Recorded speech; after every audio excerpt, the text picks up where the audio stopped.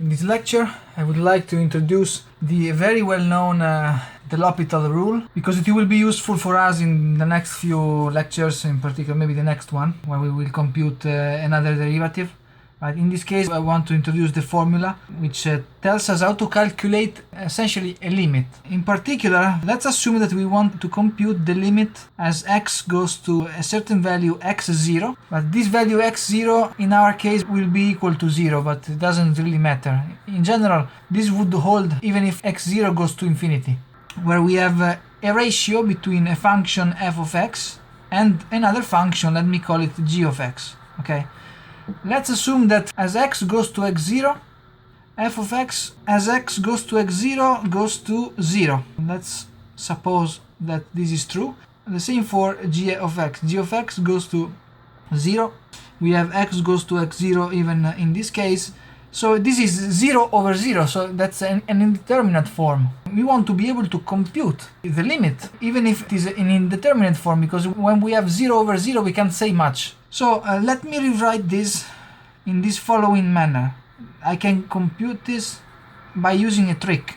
A first trick is the following. So I have the limit as x goes to x0 of f of x minus f of x0. Remember, f of x0 is equal to 0, because as f of x goes to f of x0, the function becomes 0. So we have f of x minus f of x0. This is equal to f of x, because f of x0, or f of x naught if you want, goes to 0. And at the denominator we have g of x minus g of x0. I can write it like this, because these two guys are 0. And obviously, technically speaking, the function should be defined at x equals x0, because otherwise I could not write f of x naught or g of x naught, because the functions have to be defined in that particular point. Let me do another very simple trick. I can rewrite it as limit as x goes to x0 of f of x minus f of x naught divided by x minus x naught, all divided by g of x minus g of x0 divided by x minus x0. Okay, and I can do this because I simply divided the numerator by x minus x0 and the denominator by the same quantity. So I didn't do anything really relevant. I just added a factor which is equal to 1. So I didn't change the computation. And let me do this with one more step. Okay, I can rewrite it as limit as x goes to x0 of f of x minus f of x0 divided by x minus x0, all divided by the limit as x goes to x0 of g of x minus g of x0 divided by x minus x0. So I simply split the limit between the numerator and the denominator. I can do that in case of limits, because I can compute the first limit here, the second limit right here, and I can take the ratio then.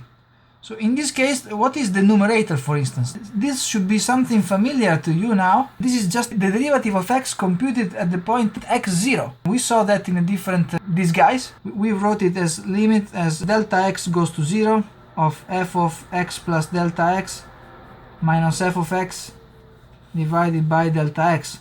But in general, it is very similar to this expression right here, because, for instance, we can take the limit as x minus x0 goes to 0. It's the same, so I could rewrite it as limit as x minus x0 goes to 0 of f of the numerator. I can rewrite it as x minus x0 plus x0 minus f of x0 divided by x minus x0, where in this case I can simply call x minus x0 delta x. It goes to 0, so this is just a derivative of x computed at the point x0.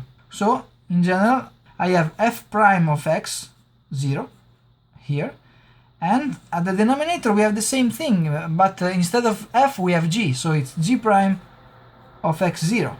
So this is de L'Hopital's theorem, which can be expressed in this fashion right here. So the ratio of two functions that go to 0 at a particular point can be computed by taking the derivatives of the functions and compute the derivatives at the point x0 and then take the ratio. So this is the theorem, which should be read from the right to the left.